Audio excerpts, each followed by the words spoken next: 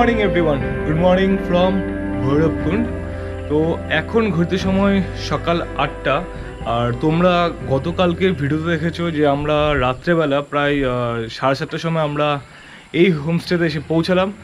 তো কালকে তোমাকে এখানকার কোনো ভিউ আমি দেখাতে পারিনি যেহেতু অন্ধকার হয়ে গিয়েছিলো। তো আজকে এখানকার ভিউটা একবার তোমরা দেখো। তো আমাদের রুমের যে লবি আছে, লবি থেকে সামনের ভিউটা হলো ঠিক এই রকম। এইদিকে সামনে পুরো কাশফুল আর দূরে পুরো পাহাড়ের রেঞ্জ। সব থেকে মজার ব্যাপার হচ্ছে আমি যে জায়গায় দাঁড়িয়ে আছি এখান থেকে ডান দিকের পাহাড়গুলো হলো ইন্ডিয়া বা অরুণাচল প্রদেশ, আর যে বাঁ দিকের পাহাড়গুলো আছে এগুলো হচ্ছে ভুটানের পাহাড়। মানে এই জায়গায় দাঁড়িয়ে তোমরা দুটো দেশকে একসাথে দেখছো, এদিকে ইন্ডিয়ার পাহাড়, এদিকে ভুটানের পাহাড়। তো আজকে আমাদের প্ল্যান হলো ভৈরবকুণ্ড থেকে ডাইরেক্টলি শিলিগুড়ি পৌঁছানোর। তো ঘুরতে সময় এখন 8:40 আর আমরা শুরু করে দিলাম আমাদের জার্নি। টাটা। তো হোমস্টে থেকে বেরিয়ে গেলাম। থেকে আমাদের জার্নিটা কিন্তু সম্পূর্ণ সমতলে হবে, হলেও আমরা কিন্তু আজকের জার্নিটায় ফুল ডান দিকে পাহাড় দেখতে দেখতে যাবো। পুরো রাস্তাটায় কিন্তু আমরা পাহাড়ের রেঞ্জটা, পাহাড়ের ভিউটা পাবো। আর তার সাথে আমরা কিন্তু অনেকগুলো ওয়াইল্ড লাইফ স্যাংচুয়ারির উপর দিয়ে যাবো, যেখানে অনেকগুলো টাইগার রিজার্ভ ফরেস্টও আছে। তো আজকের ভিউগুলোও কিন্তু যথেষ্ট ভালো হতে যাচ্ছে। এতদিন তোমরা পাহাড়ের ভিউ দেখলে, তো আজ কিন্তু প্রচুর তোমরা জঙ্গলের ভিউ দেখবে। ভৈরবকুণ্ড থেকে উদলগুড়ি যাওয়ার রাস্তাটা কিন্তু এরকম সরু রাস্তা, কিন্তু রাস্তা ফাঁকা আছে। আর দুপাশেই কিন্তু পুরো সবুজ কন্টিনিউ ধান ক্ষেত, আর মাঝে মাঝে কাশফুলও দেখা যাচ্ছে এখন অবধি। তো এই জায়গা থেকে, এই মোড় থেকে আমার নিতে হবে রাইট টার্ন নিয়ে আমাদের পার করতে হবে নদী। এই জায়গায় দেখাচ্ছে রোড ক্লোজড, মানে এই সামনে যে ব্রিজ কিন্তু এখানে নেই। তো আমাকে এই জায়গাটা থেকে বোধহয় ডাইরেক্টলি রিভার বেডের উপর দিয়ে ক্রস করতে হবে। তো আমি ওরকম একটা রোড দেখছিলাম, তো দেখি বাইকগুলো তো যাচ্ছে, তারাও ক্রস করছে, তাহলে ওরা যখন ক্রস করতে পারবে তাহলে আমিও পারবো আশা করছি। না, যাই হোক, ব্রিজ তৈরি হয়ে গেছে আর রিভার বেডের উপর ক্রস করতে হচ্ছে না, কিন্তু ব্রিজটা শুধুমাত্র বাইকের জন্যই ওপেন, বাকি অন্য কোনো গাড়ি ঢুকতে দিচ্ছে না। তো সে কারণে আমরা টেনশন ফ্রি, আমাদের আর অ্যাটলিস্ট নদীর উপর দিয়ে পার করতে হবে না। এই জায়গায় কিন্তু রাস্তার দুপাশে বেশ চা বাগানে ভর্তি। এই যে গাছগুলোর পেছনে চা বাগান, এখন গাছের জন্য দেখা যাচ্ছে না। এই যে দেখো, এখান থেকে দেখা যাচ্ছে এখন সব এদিকে চা বাগান ভর্তি। এই যে পুরো টি স্টেট এখানে। আসাম টিও কিন্তু বেশ বিখ্যাত একটা টি। তবে হ্যাঁ, বেস্ট টি হলো আমাদের দার্জিলিং টি। তো এখানে টোটাল রাস্তাটাই কিন্তু রাস্তার দুপাশে এতক্ষণ দেখলাম চায়ের জমি, এতক্ষণ দেখলাম ধানের জমি, তো এখন কিন্তু টোটাল রাস্তাটাই চা বাগান। দেখো দুপাশে কি সুন্দর সুন্দর চা বাগান। আর এই জায়গাগুলো কিন্তু তোমার এলিফ্যান্ট ক্রসিং জোনের মধ্যে পড়ছে। মাঝে মাঝে দেখলাম বোর্ড দেওয়া আছে এলিফ্যান্ট ক্রসিং জোন। আবারও একটা নদীর উপর চলে আসলাম। এখানে তো চওড়া নদী খাত, আর নদী খাতের উপর কিন্তু পুরো কাশফুলের জঙ্গল, আর মাঝখান দিয়ে ছোট্ট একটা রিভার স্ট্রিম গেছে। এই জায়গাটা দেখতে এত চমৎকার লাগছে না, পুরো সাদা হয়ে গেছে নদী খাতটা।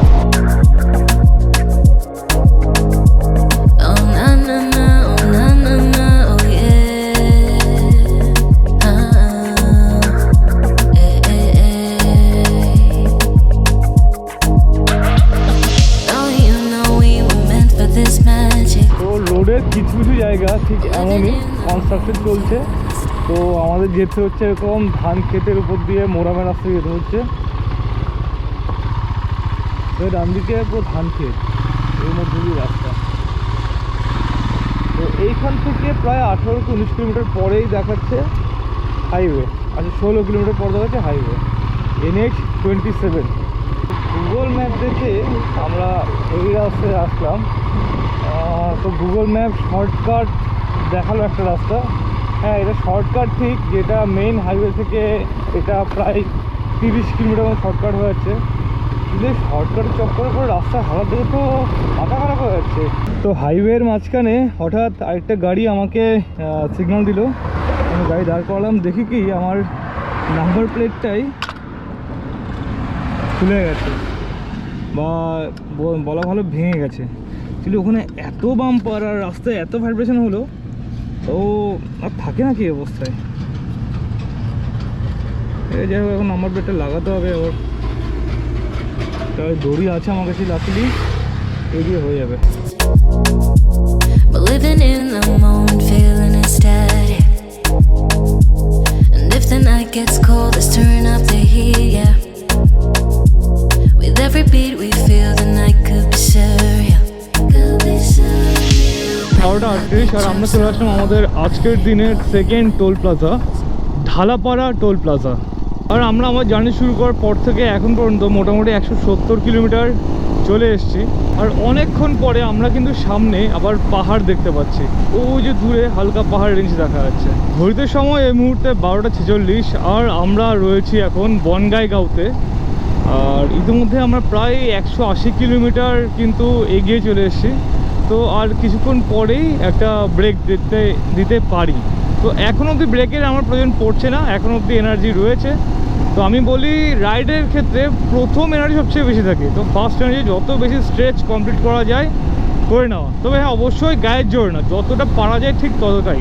আমি কিন্তু গায়ের জোরে নিজের ক্যাপাসিটি থেকে বেশি স্ট্রেচ কমপ্লিট করার জন্য একবার এনকারেজ করছিলাম। তো ফার্স্ট স্ট্রেচে যতটা পারা যায়, তারপরে কিন্তু ধীরে ধীরে এনার্জি কমতে থাকে, তখন আর এভাবে কন্টিনিউ টানা যায় না। আবারও একটা নদী পেলাম, আর এই নদীর থেকে কিন্তু ভিউটা বেশ সুন্দর, কারণ নদীর পরেই কিন্তু ওদিকে পুরো পাহাড়ের রেঞ্জ দেখা যাচ্ছে। এই মোড় থেকে তোমরা একটু খেয়াল রাখবে, এই মোড় থেকে শিলিগুড়ি যাওয়ার জন্য কিন্তু আমাদের ডান দিক নিয়ে নিতে হবে। তো আমি আমার নাম্বার প্লেটটা নিয়ে দড়ি দুবার লাগালাম, দুবারই খুলে গেছে। তো এটা যদি বাই চান্স পড়ে যায়, আমি কিন্তু পুরো ফাইন খেতে যাবো। তো ঠিক থাকতে থাকতে আমি এটাকে নাম্বার প্লেটে থাকতে থাকতে আমি এটা ঠিক করে নিই, এটাই বুদ্ধিমানের কাজ হবে। এইখানে একটা বড় একটা ওয়াশার দিয়ে আমার নাম্বার প্লেটে লাগিয়ে দিচ্ছে। এই জায়গাটা কিন্তু সব পরপর অনেকগুলো দোকান, মানে তোমার যদি গাড়ির বাই চান্স কোনো প্রবলেম হয় তো এই জায়গাটা তোমরা দেখে রাখতে পারো, তোমরা নোট করে রাখতে পারো। জায়গাটার নাম হলো ঢালিগাঁও, এটা চিরাং ডিস্ট্রিক্টে ঢালিগাঁও। তো ঢালিগাঁওর এখানে সব টায়ার থেকে শুরু করে এদিকে মানে ইঞ্জিন অয়েল থেকে শুরু করে সব পার্টসের দোকান সবই পেয়ে পর বাইকের ওয়াশারটা রিপেয়ার করেই জাস্ট তার সামনে 1 কিলোমিটার আগেই আমি চলে আসলাম ইন্ডিয়ান অয়েলের পেট্রোল পাম্পে। আমার পেট্রোলও কমে এসছে অনেকটাই। তো আজকে পেট্রোল রেট চলছে 98.17, 98 টাকা 17 পয়সা। তো আমার গাড়ি 12.14 লিটার তেল খেলো, 1191 টাকা। তো আমাদের বাকির 183 কিলোমিটার, মানে ইটস এ রেকর্ড। আমরা 270 কিলোমিটার কিন্তু ড্রাইভ করে ফেলেছি, sorry 260 kilometre at a single stretch. 260 kilometre, এটা আমার জন্য নতুন রেকর্ড। তো যেখানটা তোমাকে দেখালাম সেখানে ঢুকে দেখি কোনো লোক নেই, পুরো ভূত ঘুরে বেড়াচ্ছে। তো তারপর সেখান থেকে আরও 3-4 কিলোমিটার এগিয়ে আসার পর এই একটা ধাবা পেলাম। তো এখানে বললো খাবার অ্যাভেলেবেল হয়ে যাবে, বাবলু ধাবা নাম করে। আর অ্যাড্রেসটা হলো মাটিয়াঝুড়ি তেলিপাড়া, এটা হলো টোল প্লাজার পরেই। তো আমরা অর্ডার করলাম একটা ভেজ থালি আর একটা কাতলা কালিয়া থালি। এই হলো কাতলা কালিয়ার সাইজ। আর ভেজ থালির মধ্যে রয়েছে আলু ভাজা, ডাল আর একটা সবজি, আর এদিকে পাঁপড় দিয়েছে। তো হয়ে গেল কমপ্লিট আমাদের লাঞ্চ। তো এখন আবার বেরিয়ে যাচ্ছি এই ধাবা ছেড়ে, আবার এখন হবে টানা রাইড। মোটামুটি এই লাঞ্চ করতে গিয়ে মোটামুটি 1 ঘন্টার রেস্ট নিয়ে ফেললাম। 3টের সময় ঢুকেছিলাম, এখন বাজে 4টে। একটা ভালো মতো রেস্ট হয়ে গেল।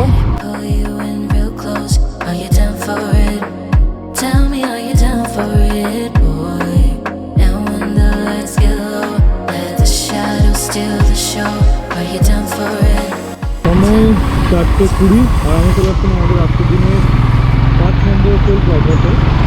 সূর্যাস্তের মুহূর্তে এইরকম জায়গা, এরকম চা বাগান দেখে আর লোভ সামলাতে পারলাম না। তো আমরা দুজনেই বাইকটাকে রাস্তার পাশে পার্কিং করে ছুটে গেছিলাম চা বাগানের ভিতরে। চা বাগানের ভিতরে বেশ কিছুক্ষণ ঘোরাঘুরি করলাম, ফটো তুলে দেখছি এদিকে ঘড়িতে সময় বেরিয়ে গেছে 5টা। তো এখন আমরা আবার বেরিয়ে যাচ্ছি, কারণ আমাদের এখান থেকে এখনও ডিস্টেন্স দেখাচ্ছে 162 কিলোমিটার। তো অনেকটাই ডিস্টেন্স বাকি। আমরা যতটা স্পিডে কভার করেছিলাম এর আগে রাস্তাটা, এরপরে পুরোটা ধরিয়ে গেছি।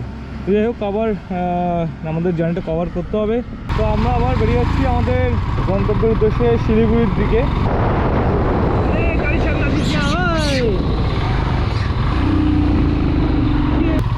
সন্ধ্যা 7টা আর আমরা রয়েছে এই মুহূর্তে ধূপগুড়িতে।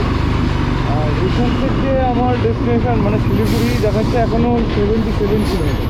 অনেকক্ষণ পরে আমরা পেলাম 4 লেন হাইওয়ে, যেটা এখনও শিলিগুড়ি থেকে প্রায় 70 কিলোমিটার আগে। তো লাস্ট 70 কিলোমিটারই প্রেকরিয়াতে 4 লেন হাইওয়ে থাকে।